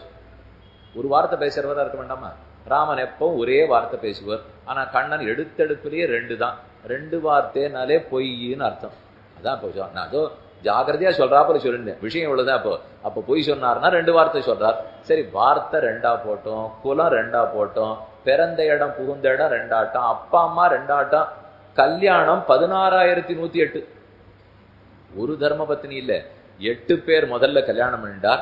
அப்புறம் 16,108 பேரை கல்யாணம் பண்ணி கொண்டார். இத்தனை பேரோடையும் ஆச்சரியமான குடும்பம் கொடுத்தனும் சொல்லுவா. அப்ப ராமனா இருந்தா ஏகதார விரதன், ஒரே ஒரு மனைவி பத்திலான்னு. வாஸ்தவம் அந்த ஒரு மனைவியும் 10 மாசம் தொலைச்சுட்டாரே சுவாமி. எங்க கண்ணன் 16,108 பேரையும் 16 நிமிஷம் கூட தொலைக்கலையே. எல்லாரையும் ஜாக்கிரதையா பார்த்துட்டாரோ இல்லையோ. அதனால இப்போ ஒருத்தி தான் ராமனுக்குன்னா அது அவருக்கு ஏற்றம். 16,000 பேர் இவருக்குன்னா அது இவருக்கு ஏற்றம். 16,000 தேவிமார் பார்த்திருப்ப பொதுவாக உண்பதனை புக்குனி உண்ட கால் ஆண்டாள் பாஞ்சஜன்யாழ்வானை பார்த்து கேட்டாள். ஆக பெருமான் அத விஷ்ணு, விஷ்ணுவை பற்றினவள் வைஷ்ணவி, விஷ்ணுவையும் வைஷ்ணவியை சேர்த்து பற்றினவள் ஸ்ரீவைஷ்ணவி, அந்த ஸ்ரீவைஷ்ணவ பெண்ணான பூமாதேவியை சேர்த்து பற்றின பரம பாகவத பெண்ணு நீலாதேவி நாச்சியார் அப்படிங்கிறதையும் பார்த்துப்போம். அதனால விஜாத்தியான்னு சொன்னா அவர்கள்லாம், சஜாத்தியா நம்மோட ஒக்க பிறந்தவள் தான் முதல்ல நீலாதேவி. அதையும் பார்த்தோம். இனி இப்ப பூமாதேவி வைபவத்தை ஓரளவுக்கு பார்த்துட்டோம். கடைசியா சுருக்கமா 5 நிமிஷம் இதிலே சேர்த்தே நீலாதேவியும் பார்த்துட்டோம். இருந்தாலும் அவளுக்கு இருக்கிற பெருமைன்னு சொல்ல வேணுமானால், சூட்டு நன்மாலகள் தூயனவேந்தி விண்ணோர்கள் நன்னீராட்டியன் தூபந்தரா நிற்கவே ஆங்கு ஓர் மாயினால் ஈட்டிய வெண்ண தொடுவுண்ண போன் திமிலேற்று வன்கூன் கோட்டிடையாடினை கூத்து அடல் ஆயர்தம் கொம்புனுக்கேன்னு நம்மாழ்வாருடைய பாசுரம். அவர் சொல்றது, கண்ணன் எதற்காக பூலோகத்தில் பிறந்தான்னா 2 பிரயோஜனம் சொல்றார். வெண்ண திருடி சாப்பிட, நப்பின்னே கல்யாணம் பண்ணிக்க. நாங்க ஏதோ பரித்ராணாய சாதுனாம் விநாசாயச்ச துஷ்கிருதாம் தர்ம சம்ஸ்தாபனார்த்தாய சம்பவாமி யுகே யுகே இதெல்லாம் பண்றதுக்காகனால் அதெல்லாம் ரிஷிகளுக்கு சம்ஸ்கிருதத்தில் எழுதுறதுக்காக. அதுக்குன்னு அதெல்லாம் உண்மையாயிடுமா? ரிஷி ரொம்ப பெரியவா தபஸ்விகள்லாம் இருந்தா அவளுக்கு எழுதிக்கிறதுக்காக கொடுத்துருவார். நம்ம இப்படி வெளியில உட்காந்து தபஸ் எல்லாம் பண்ணி படிச்சுட்டே இருக்க வேண்டியதான். ஆனா உள்ள அந்தரங்கமா என்ன நடந்துட்டு இருக்கேன்னு நமக்கு தெரியாது. அதுக்குதான் என்ன பண்றா, தளிகை பண்ற உள்ள இருப்பாருங்க மடப்பள்ளி, இது யாருக்கும் பிரவேசம் இல்லைன்னு போடுவா. நம்ம என்னமோ நினைச்சுட்டு இருப்போம், ஏன் பிரவேசம் இல்லைங்கிறான். உள்ள எப்படி பண்ணிட்டு இருக்காங்கிறத பார்த்தா சாப்பிட மாட்டோம். அதனாலதான் பிரவேசம் இல்லைன்னு ஜாக்கிரதையா போட்டு வச்சுடுறான். அது அப்பப்போ கூட்டுக்கு குறைஞ்சதுன்னா இதை சேர்த்துப்பா, யாராவது 4 பேரை கூட்டிருப்போம், குழம்பு தயாரா இருக்கும், வந்தவா 8 பேர் வருவா, சட்டுன்னு சொம்பெடுத்துன்னு கணத்தங்கரைக்கு போவா. எதுக்கு எதுக்கு சொம்பெடுத்துன்னு போனோம்னா அப்பதான் குழம்பு 8 பேருக்கு காணும். இல்லைன்னா எப்படி காணும்? ஒரு சொம்பு தீர்த்தம் சேர்த்தா நல்லா இருக்கும். இப்போ கூட்டா இருக்கணும். அது கூட்டுல புடலங்காய் இங்க இருக்கு, பாக்காய் அங்க இருக்கு, ஜலம் மட்டும் அங்க இருக்குன்னா அப்போ கூட்டணியே இல்ல சுவாமி. முதல்ல நம்ம வீட்டு கூட்டுல கூட்டணி வரட்டும், அப்புறம்னா உலகத்துல கூட்டணி வர்றதுக்கு இப்போ இங்கேயே ஒண்ணு கூட மாட்டேங்கிறதுனா அப்ப நமக்கு அதுக்குதான் போடுறான். இது பொது வழி அல்ல, பிரவேசம் கிடையாது, உள்ள வராதிங்க. அதை போல கண்ணன் போட்டு வச்சிருக்கார். நான் எதுக்கோ பிறந்தேன் நீங்களா நினைச்சிருக்கீங்களா? கம்சனை ஒழிக்கிறதுக்கு, கீதை சொல்றதுக்கு, மகாபாரத போர் நடக்கிறது, இதெல்லாம் நான் வெளி மனுஷாளுக்கா சொன்னது. உள் மனுஷா அந்தரங்கமா இருக்கிறவாளுக்கு நான் உண்மையை சொல்றேன். கீழே இறங்கி ஒவ்வொரு பெண்ணு வீட்டுக்கா போகணும். அங்கங்க இருக்கிற வெண்ணையை நன்னா திருடி சாப்பிடணும். வெண்ணையோட சேர்த்து கோபி மனாம்சி நவநீத மகோபியமுஷ்ணாக அந்த வெண்ணையும் சாப்பிடணும், வெண்ணெய் வச்சிருந்தவன் மனசையும் சாப்பிடணும். 2 பேருக்கு ஒண்ணுமில்லாத ஆக்கிடணும். அதுக்கப்புறம் திரும்ப வந்துட்டு நப்பின பிராட்டியை கல்யாணம்.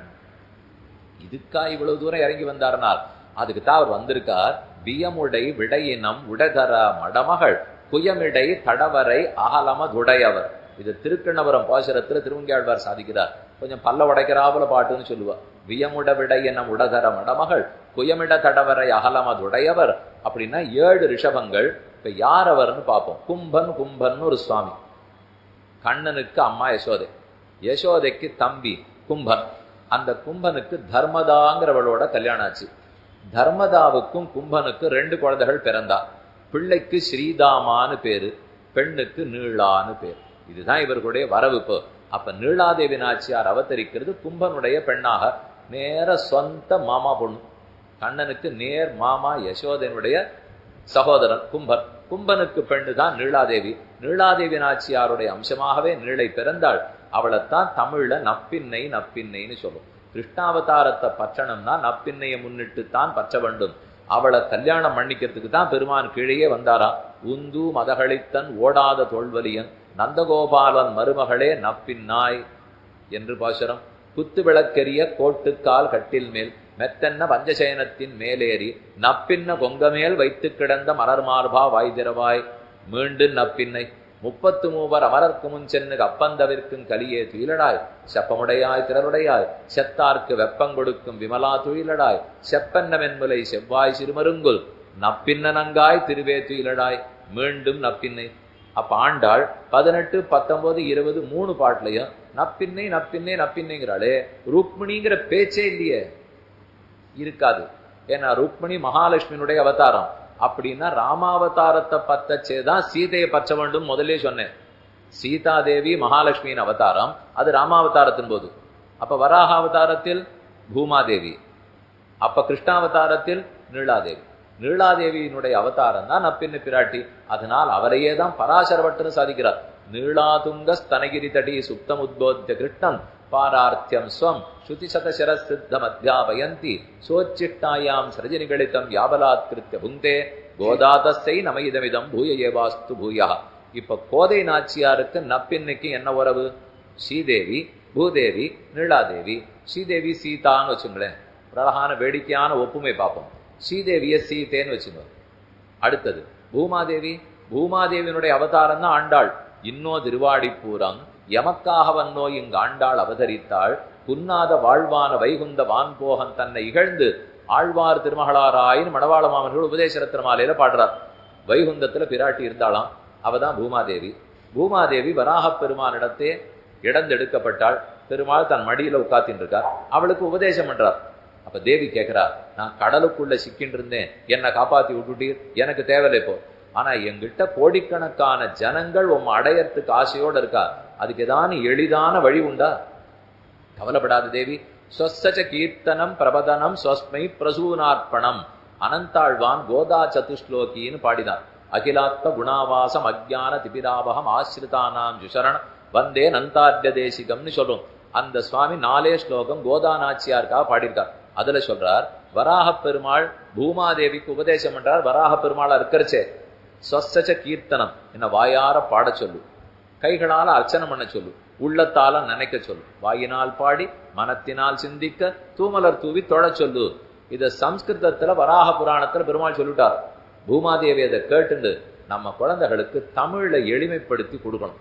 அதுக்கு தான் பூமாதேவி ஆண்டாளாக அவதரித்து ஆச்சரியமா திருப்பாவை பாடி அதனுடைய 5வது பாசுரத்தில் வாயினால் பாடி மனத்தினால் சிந்திக்க தூமலர் தூவி தொழுது கேட்கையான் உத்ததுண்டு கேழலாய் உலகங்கீண்ட பூக்கெழு வண்ணனாரை போதர கனவில் கண்டு வாக்கினால் கருவந்தன்னால் மனத்தினால் சிரத்ததன்னால் வேட்க மீதூர வாங்கி விழுங்கினேர் கினியவாரேன்னு திருக்குறுந்தாண்டகத்திலே திருமங்கையாழ்வார் ஆச்சரியமா பாடியிருக்கார். அங்கேயும் பாருங்க, இந்த மனோவாக்காயம்னு 3 சொல்றோம் இல்லையோ, அதுக்கும் வராக பெருமாளுக்கு ஏதோ தொடர்பு இருப்பாருங்க. ஏன்னா வராகம்தான் பூமாதேவியின் இடத்தே வாயார பாட சொல்லு, மனசால நினைக்க சொல்லு, கைகளால் அர்ச்சனை பண்ண சொல்லுங்கிறார். திருமங்கையாழ்வார் இந்த பாட்டிலே வாக்கினால் கருமந்தன்னால் மனத்தினால் சிரத்ததன்னால் யாரே பூக்கெழு வண்ணனாரை போதர கரவில் கண்டு கேட்கையான் உத்ததுண்டு கேழலாய் உலகம் கேண்ட. அப்ப கேழல்னா வராக பெருமாள். வராக பெருமான மனசார நினைக்கணும், வாயார பாடணும், கைகளால அர்ச்சனை பண்ணணும். இதை சொல்றதுக்கு தான் பூமாதேவி ஆண்டாளாக திருவதாரம் பண்ணாள். இதையும் ஞாபகம் வச்சுக்கோ.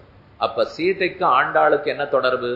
சீதை மகாலட்சுமியினுடைய அம்சம், ஆண்டாள் பூமாதேவியினுடைய அம்சம். ஆனால் சீதை பிறந்தது எங்க?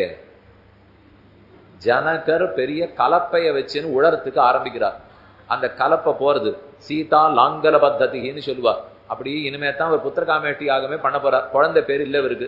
அதுக்காக புத்திரகாமேட்டி யாகம் பண்றதுக்கு கலப்பைய வச்சு யஜ்ஞ பூமி, அந்த இடத்துக்கு தர்பங்கா மாவட்டம்னு பேர். பீகார் போனா இடத்துக்கு தர்பங்கான்னு பேர். சீதாமரிங்கிற இடம் தான் ஊர். ஞாபகம் வச்சுங்க பேர். எல்லாம் ராமர் ராமர்னே சொல்லிருந்தோம்னா சீதையை தெரிஞ்சுக்கொண்டாமா? சீதை இருந்தா தான் ராமர். ராமரை நாம பச்சனம்னா சீதை இல்லாட்டா ராமர் எங்க வரப்போறார். அதனால சீதாமரின்னு பேர். அப்படின்னா தர்பங்கா, பூமி பிளந்து அந்த இடத்துல இருந்துதான் சீதை உருவானாலாம். சீதா லாங்கல பத்ததினால் கலப்பை கோடு இருக்கு பாருங்க, கலப்பை நீளமா ஒரு கோடு போடுறது இல்லையோ, அதுக்குதான் சீதான்னு பேர். அந்த போய் இது நங்குன்னு குத்தி ஒரு இடத்துல நின்னுது. அந்த நின்ன இடத்துல இருந்து தான் சீதை பிறக்கிறார். அதனாலதான் அவளுக்கு கலப்பை கோட்டிலிருந்து பிறந்தவள் சீதா என்ன பேர் வந்தது. அப்ப சீதா மகாலட்சுமியினுடைய அவதாரமா இருந்தாலும் எங்கிருந்து பிறந்தாள்? பூமாதேவியினுடைய மடியில என்ன பிறந்தா? இப்ப சம்பந்தம் தெரிஞ்சு போச்சா? அடுத்து பூமாதேவி தான் ஆண்டாள்.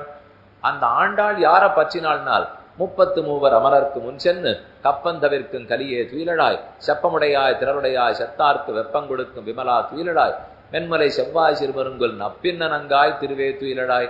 ஆனா அந்த பூமாதேவி போய் பச்சினது யாரேனால் நப்பின்ன நங்காய்ங்கிற நீலாதேவியே. ஸ்ரீதேவி உயர்ந்தவள் தான், ஆனா அவ பிறந்ததே பூமி தேவியின் மடியில். பூமி தேவி உயர்ந்தவள் தான், ஆனா அந்த ஆண்டாள் பாடி பற்றினதே நப்பின்னையின் திருவடிகளை என்றுதான் ஸ்ரீதேவிக்கும் பூதேவிக்கும் நீலாதேவிக்கும் அழகான தொடர்பு பார்க்கிறோம். இதை ஆழ்வார் சொல்லும் போது கோவை வாயாள் பொருட்டு ஏற்றி நிறுத்தம் இருத்தாய் மதிலிலங்கை கோவவிய செலகுனித்தாய் புரணஞ்சாலை மறுப்பொசித்தாய் பூவியான் நீர் தூவி போதால் வணங்கே நேலும் என்று நாம திருவாராதனம் பண்ற போல நிச்சயம் பூஜை. அப்ப இந்த பாட்டை சொல்லுவோம். கோவை வாயாள் பொருட்டு ஏற்றி நிறுத்தம் இருத்தாய். சின்ன பொண்ணு கும்பனுடைய பெண்ணு நப்பின்னை. நப்பின்னையை கல்யாணம் பண்ணிக்கிறதுக்கு எல்லாருக்கும் ஆசை. ஆனா கும்பன் என்ன பண்ணார்? ஒரு சுயம்வரம் ஏற்பாடு பண்ணிட்டார். அசுர மாட்டம் நிற்கிறது 7 காளமாடு, ஒவ்வொன்றுத்துக்கு 2 கொம்பு. கொத்தினா யார் வேணா பிராணம் படும். அதை போல 7 மாடுகளை நிறுத்திட்டு இந்த காளைகளை யார் அடக்குகிறானோ அவனுக்குத்தான் என் மகளை கல்யாணம் பண்ணி கொடுப்பேன்ட்டார். ஒத்தரா வரா ஒரு குத்தி தள்ளி விட்டுடுறது. இப்போ அது இப்போ கண்ணனும் வந்திருக்கார், பலராமன் வந்திருக்கா, சரியான வயசு. அப்ப நப்பின்னை காத்துட்டு இருக்கா, கையில எல்லாம் தயாரா வரமாலை, கல்யாண மாலையை கையில வச்சிருந்தாச்சு. இப்போ பலராமன் ஒரு அடி முன்னாடி எடுத்து வைக்கிறார். நாம போய் இந்த காளைகளை அடக்கி பார்ப்போம்னுட்டு. அது என்னமோ அவ்வளவா பிடித்தம் இல்லை. பலராமனை கல்யாணம் பண்ணிக்கிறதுல நப்பின்னைக்கு ஆசை இல்லை. அதனால முகம் கொஞ்சம் கூம்பி போச்சான். பலராமனுக்கு இந்த பொண்ணுக்கு தன்னை பிடிக்கலன்னு தெரிஞ்சு போச்சு. அதனால வேண்டாம் அப்படின்னு அவர் போயிட்டார். போன் எடுத்தது அடுத்து கண்ணனோ இல்லையோ, இவர் அப்பதான் வச்சு வெண்ணையை சாப்பிட்டுட்டே இருக்கார். பாக்கி வெண்ணையெல்லாம் சாப்பிட்டு முடிச்சுட்டு பண்ணின அலங்காரத்தோட என்னாச்சு நான் போலாமா? திடீர்னு எல்லாரும் இல்லை, இவர் தான் இருக்கார், இவர் தானே போகணும். இப்போ போகணும்னா இவர் காலடி எடுத்து வச்ச உடனே பார்த்துட்டு இருந்த நம்பிக்கை வேடிக்கையா இருந்துதான். இந்த பிள்ளைக்கு வெண்ணெய் திருட தெரியும், இது வந்து அடிபட்டுன்னு போறது. ஆசை அவங்கிட்ட தான் இருக்கு, கல்யாணம் அவனைத்தான் பண்ணிக்கணும். ஆனா அவர் இதெல்லாம் அடக்க போறாரா தெரியல அப்படின்னு கழுக்குன்னு சிரிச்சாலும். அந்த சிரித்த சிரிப்பத்தான் ஆழ்வார் கோவை வாயாள்ங்கிறார். கோவை வாயாள்னா கோவை பழம் சகப்பா இருக்குமா, அதை போல செவந்த வாயோட வாய் திறந்து வெள்ளப்பல்லு தெரிய சிரிச்சாலாம். கேலி இந்த பிள்ளையா அடக்க போறாருங்கிற கேலியோட சிரித்தாள். அதுக்கு வியாக்கியானத்துல நம்ம வீட்டுல சாதிக்கிறார், இடிசெவப்பு போட்டுப்பா போல் இருக்குன்னார். இடிசெவப்புன்னா நான் சொல்லிட்டு இருக்கிறது எப்போ 800 வருஷம் நம்பிள்ள காலத்தில் ஏற்கனவே ஷாப்பா இருந்தது. நப்பின்ன காலம் இதே நம்பிள்ள காலம். நப்பின்ன கண்ணன் பிறந்திருக்கிற காலத்துல நப்பின்ன துவாபர யுகம். அவளுக்கே உதடு ஷகப்பா இருக்குமா. அதுக்கு மேல செயற்கையா சாயம் பூசி செவப்பை ஏத்திருக்காள்னு எழுதுறாரு நம்பிள்ள. இல்லையா சுவாமி, அதெல்லாம் நாங்க இப்ப கண்டுபிடிச்சதா நினைச்சிட்டு இருக்கோம்னா அது நீங்க நினைச்சிருந்தா அது அப்போல இருந்து இருக்கு. இப்போ அது நப்பின்ன காலத்திலேருந்து இடி செவப்பு உண்டு. என்ன ஒண்ணு இயற்கை வர்ணங்கள் எடுத்து பண்ணிருக்கா. இப்ப வாட்டம் அது இது எத்தையோ அமிலங்களை போட்டு பண்ண மாட்டான்னு வச்சுக்கோ. இயற்கையா இருக்கிறத எடுத்து கோவை வாயாள் பொருட்டு அந்த சிரித்த சிரிப்பை கண்ணன் பார்த்தார். ஒன்னும் இவ சிரிப்பு மூடுறதுக்குள்ள நாம இந்த 7 காளமாடுகளை அடைக்கணும் அப்படின்னா வேடிக்கையா சொல்லுவா. இந்த வஞ்சி கொம்பு போன்ற நப்பின்னையை கல்யாணம் பண்ணிக்கணும்னா 7 கொம்புல குதிச்சாதான் உண்டு. அந்த 7 கொம்புங்கிறது மாட்டு கொம்பு, வஞ்சி கொம்புங்கிறது கொம்பு போன்ற இடைவடைத்த நப்பின்னை. இந்த நப்பின்னையை திருக்கல்யாணம் பண்ண 7 ரிஷபங்களில் குதித்தார். அப்படி குதித்து 7ஐயும் அடக்கிவிட்டார். அப்ப சண்டை போடுறாரு இல்லையா, 7 காளமாட்டின் பேர்ல குளிச்சிருக்கார். அதை அடக்கிறார். அதைத்தான் சூட்டு நன்மாலைகள் தூயனவேந்தி நன்னீராட்டியன் தூவந்தரா நிற்கவே ஐயோ மாயினால் ஈட்டிய வெண்ண தொடுவுண்ண போன் திமிலேற்று வன் கூன் கோட்டிடை ஆடினை கூத்து அடலாயர்தம் கொம்புனுக்கே.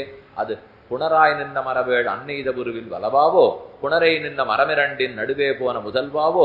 சின்ன வயசுலேருந்து ஒவ்வொரு சாகச செயலை செஞ்சுட்டு இப்ப 7 காளமாடுகளை மடக்கிறார். அது ஒவ்வொன்னும் கண்ணனுடைய மார்ல அப்படி கீறதாம். இப்படி ஒரு கொம்பு கீறது கோடு போட்டாப்புல இருக்கு, இன்னொன்னு கீறது இப்படி கோடு போடுறது, இன்னொன்னு கீறது தோல்ல கோடு போடுறது. இத கோடு போட்டதை பார்த்து பார்த்து பராசர பட்டர் ஒரு ஸ்லோகம் பண்ணார். மலையஜ சசிலிப்தம் மாலதி தாமதல்பம் சுமணிசர விதானம் கௌஸ்துப ஸ்வஸ்தி தீபம் தனுஜ விருஷ விருஷானோல்லேக சித்திரஞ்ச லக்ஷ்மி லலித கிரகம் உபாசே ரங்கசர்வம் சகோரா. ஸ்ரீரங்கநாதனுடைய திருமார்ப சேவித்தேன். இவர் தான் கண்ணனா அவதரித்தார். அவர் கண்ணனா குதிக்கச்சே ஒரு அழகான அடையாளம் வச்சுக்கிறாராம். நாம இப்ப என்னமா குதிச்சு அடக்கணும் தெரியுமோ, நீங்க புள்ளி வச்சு கோலம் போடுறது இல்லையோ, இங்க புள்ளி அங்க புள்ளி அங்க புள்ளி வச்சு அப்ப நம்ம பார்த்துட்டே இருப்போம். பெருமாள் கருடோத்சவம் எழுத போறார், அதுக்காக பெரிய கோலமா போடுவா. எங்கெங்கயோ புள்ளி இருக்கும், அதை சேர்த்து மொத்தமா பாக்குற வரைக்கும் நமக்கு புரியவே புரியாது. ஏதோ இங்கெங்க புள்ளி இருக்காப்புல இருக்கு, இங்க சேர்க்கிறான் அங்க சேர்க்கிறான், ஒரு தாமரை இங்க வருது, ஒரு மயில் இங்க வருது, ஒரு குயில் இங்க வரும். அதுக்கப்புறம் எல்லாத்தையும் சேர்த்து பார்த்தா என்ன அழகா இருக்குங்கிறமோ இல்லையோ. அதை போல பெருமாள் இப்ப ஜாகிரதையா நாம இந்த காளமாட்டின் பேர்ல குதிச்சுட்டோம். அது அப்படி இப்படி கீரை போறது. எப்படி குதிச்சா கோலம் போடுற கோடாட்டம் கீரித்தோ அப்படி குதிச்சாராம். நான் இப்படி குதிச்சா இப்படி கீருமா, அதை ஒரு கோடா வச்சுப்பறான். அப்புறம் மாத்தி குதிப்பறான், அது இன்னொன்னு கீருமா, அதை இன்னொரு கீடா வச்சுப்பறான். கடைசியில இந்த மொத்தம் சண்டை போட்டு முடிக்கிறச்சே ஒரு அழகான கோலம் போட்டாப்புல கீரி இருந்துதான் காளமாடு. அப்படி கூட யாரானு பண்ணுவாளா? அப்ப ரத்த கோடு தெரியும் என்னால். ஆமா, ரத்த கோட்டோட ஒரு கோலம் போட்டதோடு இருக்கிறார். கேட்டா பெருமாள் நப்பின் இடத்துல சொல்றார், தேவி நீ இப்ப என்ன கல்யாணம் பண்ணிக்கணுமோ இல்லையோ, அப்ப திருமார்புல நான் இடம் கொடுத்துட்டேன்னு வச்சுக்கோ, அதுதான் அந்தப்புறம் ஆயிடும். இப்ப நப்பின்ன பிராட்டி இருக்கக்கூடிய அந்தப்புறம். அந்தப்புறத்துல என்னெல்லாம் இருக்கணும்? சந்தனம் பூசி இருக்கணுமா, மேல் கட்டி விதானம் கட்டி இருக்கணுமா, சாம்பிராணி புகை போட்டிருக்கணும், விளக்கேத்தி வச்சிருக்கணும், நிறைய சரசரமா மாலை முத்து மாலை எல்லாம் போட்டிருக்கணும், கோலம் போட்டிருக்கணும். இதெல்லாம் அந்தப்புறத்துல இருக்கணுமா? அது ஒவ்வொன்றும் என் மார்புல இருக்கு பாருன்னு பெருமாள் சொல்றாராம். மலையஜ சசிலிப்தம், எல்லாரும் பக்தர்கள் சாத்தின சந்தனத்தை சாத்தின்னு இருக்கேன். மாலதி தாமதல்பம், வைஜெயந்தி மாலை, நன்னா பச்சை மாலை, சிவப்பு மாலை, மஞ்சள் மாலை, சண்பகப்பூ மாலை எல்லாம் போட்டிருக்கேன். சுமணிசர விதானம், பக்கத்துல இருக்கிற பவழ மாலை முத்து மாலை எல்லாம் விதானம் கட்டலாப்புல இருக்கு. அதே திருமார்பிலே கௌஸ்துப ஸ்வஸ்தி தீபம், நீலநாயக கல்லு விளக்கேத்தி வச்சாப்புல இருக்கு. எல்லாம் தயார் பண்ணிட்டார். நடுவுல இருக்கிற நீலநாயக கல்லு தான் விளக்கு, போட்டு இருக்கிற செலப்பிலியால சங்கிலி அதெல்லாமே மேல்கட்டி வித்தானம், மாலை புஷ்ப மாலை சாத்தனும் மாலை சாத்தின்னு இருக்கார். எல்லாம் இருக்கு. அந்த புறத்துக்கு கோலம் போடணும் இல்லையோ, அது ரொம்ப நாளா இல்லையா. இப்ப இந்த பிராட்டிக்காக காளமாட்டு அடக்கிறதுக்கு குதிச்சு அதை அப்படி இப்படி கீறி கீறி கோலமும் போட்டு தயார் பண்ணி அடுத்து நப்பின்ன இனிமே கல்யாணம் தான். அதனாலே இது வெறுமை இது என்ன சுவாமி, நம்மாட்ட ஒரு கோலம் போட்டு கூடாதா, அதுக்கு ரத்த கோடா கோலம் போடுவோமான்னார். வீரர்களுடைய பத்னியாக இருந்தால் தன் பர்த்தாவனுடைய உடம்புல ரத்தத்தை பார்த்தா தான் அணைக்கவே அணைப்பா. இப்ப நம்ம வீட்டு பெண்களா இருந்தா முழுன்னு இருந்தா பிடிக்குமோன்னு மோப்போம். ஆனா வீரபத்னியா இருந்தால் கோட்டுக்கால் கட்டில் மேல் மெத்தன்ன பஞ்சசேனத்தின் மேலேறின்னு இருக்கும் இல்லையோ, அந்த கோட்டுக்கால்னா எந்த கால் தெரியுமோ, தந்தத்தால செய்யப்பட்ட கட்டுலான். அந்த தந்தம் கண்ணன் 10 வயசுக்கு மதுரா நகரத்துக்குள்ள நுழைஞ்சார். வாசல்ல குவலையா பீடம்ங்கிற யானை நின்னுது. அந்த யானையை உதைச்சு அதை அழிச்சு அவனுடைய தந்தத்தை பிடிங்கிட்டாராம். அந்த தந்தத்தை வச்சு கட்டில் பண்ணி கொடுத்தா அதுல படுத்தா தான் நப்பின்னு தூங்குவலாம். அது என்ன சுவாமி ரொம்ப நியாயமா இருக்கு. இப்போ அதுக்குன்னு போய் ஒரு யானையை கொண்டு தந்தத்தை கொண்டு வந்து அதை வச்சு கட்டணமானால் அப்பதான் என் பர்த்தா வீரன்னு ஞாபகத்துக்கு வருமா? இது இல்லையே. நல்ல மரத்துல 35,000 ரூபாய் கொடுத்தா கட்டில் கொடுப்பாளேன்னா படுக்கவே மாட்டாவோ. அது எப்படி பண்ண முடியும்? அது காசு கொடுத்து வர்ற கட்டில். ஆனா இது அப்படி இல்லை, வீரத்தை காட்டி வாங்கின கட்டில் இல்லையோ. அதனாலதான் கோப்புடைய கட்டுக்கால் அது கண்ணனே இத்தனை காலுகளை அடக்கி அந்த பெண்ணையும் திருக்கல்யாணம் பண்ணி கொண்டார். கோவை வாயாள் பொருட்டு ஏற்று நிற்கம் இருக்காய் அத்தான் நீளா துங்க ஸ்தனகிரி தடி சுத்தம் உத்போத்திய கிருஷ்டம். இப்ப கடைசியா அந்த நாச்சியார 3 பேரையும் ஒப்பிட்டு பார்த்தால் குற்றம் செய்யாதவர் யார்? இது மகாலட்சுமி கேட்கிறா. இந்த லோகத்துல யார் குற்றம் செய்யாதவா? பாபானாம்பா சுபானாம்பா வதார்கானாம் பிளவங்கம காரியம் கருணமாத்தியன கசின் அபராத்தியதி. எல்லாரும் குற்றம் பண்ணவாதான், மன்னித்து ஏற்றுக்கொள்ளும். இது ஸ்ரீதேவி சொன்னது. ஆனா பூதேவி சொல்றது முதல்ல குற்றத்தை பார்ப்பானேன் அப்புறம் மன்னிப்பானேன். அதெல்லாம் வேண்டாம். லோகத்தில் குற்றம் செய்தவன் யார்? மாத்திட்டாவ கேள்வி. இப்போ செய்யாதவன் யார்னு மகாலட்சுமி கேட்க, செய்தவன் யார் அப்படின்னு பூமாதேவி கேட்க, பெருமாள் திரும்பி பார்க்கிறா. கடைசியா நீலதேவியோட இவன் என்ன சொல்றா பாப்போம். இவளானா குற்றம் செய்யாதவனே இல்லைன்னுட்டா, இவளானா குற்றம் செய்தவனே இல்லைன்னுட்டா. இன்னும் 3வது நீலாதேவி அவ இன்னும் அழகா முகத்தை திருத்தி கண்ணனை பார்த்து, பெரியவர் சொன்னார் குற்றம் செய்யாதவன் இல்லைன்னு, நடுவுலவர் சொன்னார் குற்றம் செய்தவன் இல்லைன்னுட்டு. அடி எனக்கு ஒரு சந்தேகம், லோகத்துல குற்றம்னு ஒண்ணு இருக்கான்னா? அவ்வளவுதான். இதுக்கப்புறம் இந்த பெருமாள் என்ன பண்ண போறார்? குற்றம்னு ஒண்ணு இருந்தா தானே பாக்குறதா வேண்டாமா, செஞ்சானா இல்லையாங்கிறதுக்கு. குற்றம்னே ஒண்ணு கிடையவே கிடையாது, குற்றம் செய்தவனே இல்லைன்னு முடிக்கிறார். ஏவம் பூத பூமி நீளா நாயக்க என்னும் நீளாகுலேன சதிரிசை என்னும் குழல் கோவலர் மடப்பாவையும் மண்மகளும் திருவும் நிழல் போல்வனர்னு திருவிருத்தத்துல சொன்னா போலே மகாலட்சுமியை காட்டிலும் பூமாதேவிக்கு ஏற்றம், அவளை காட்டிலும் நப்பின்ன பிராட்டிக்கு ஏற்றம். நாம நேர பூமாதேவியை சேவிக்கணும்னால் ஆண்டாள் ரூபத்தில், நாம நேர நப்பின்னை சேவிக்கணும்னா நீலாதேவி நாச்சியார் தான் நப்பின்ன பிராட்டியாராக. நிறம் பார்த்தீங்கன்னால் மகாலட்சுமி செய்யாள் செவந்த நிறம், பூமாதேவி கரும் பச்சை நிறம். என்ன எங்க பார்த்தாலும் பூமியில நீங்க ஆகாய விமானத்துல ஏறி பாருங்க, எத்தனை கட்டணம் இருந்தாலும் கீழே பார்த்தாலும் பச்சை பசேல்னு தான் தெரியும்.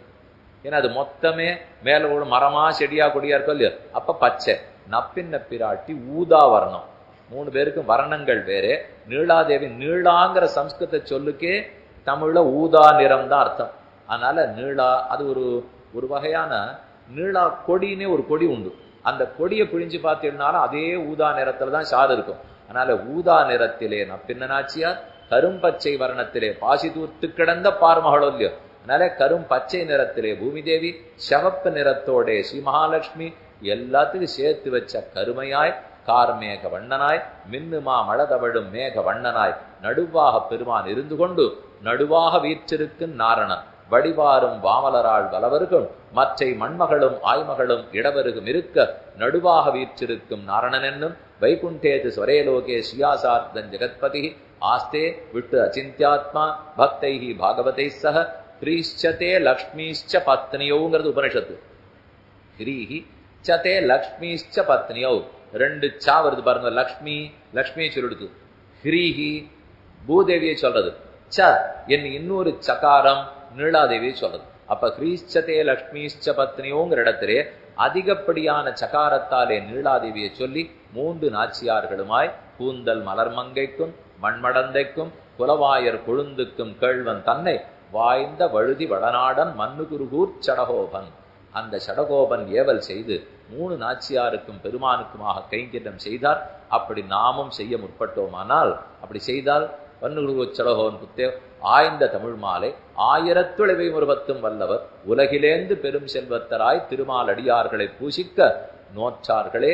திருமால் அடியார்களை பக்தவர்களை பூசிக்கக்கூடிய வாய்ப்பு அனைவருக்கும் கிட்டும். ஸ்ரீதேவி நாச்சியாரின் அனுகிரகம், பூமாதேவியின் அனுகிரகம், நீலாதேவியின் அனுகிரகம் நீங்காத செல்வமாய் எப்போதும் நிறைந்திருக்க வேணும் என்று பிரார்த்தித்துக் கொண்டு ஸ்ரீமதே ரம்யஜாமாதிரு முனீந்திராய மகாத்மனே ஸ்ரீரங்க வாசினே பூயாத் நித்தியஸ்ரீ நித்தியமங்கலம்னு சொல்லி அமைகிறேன்.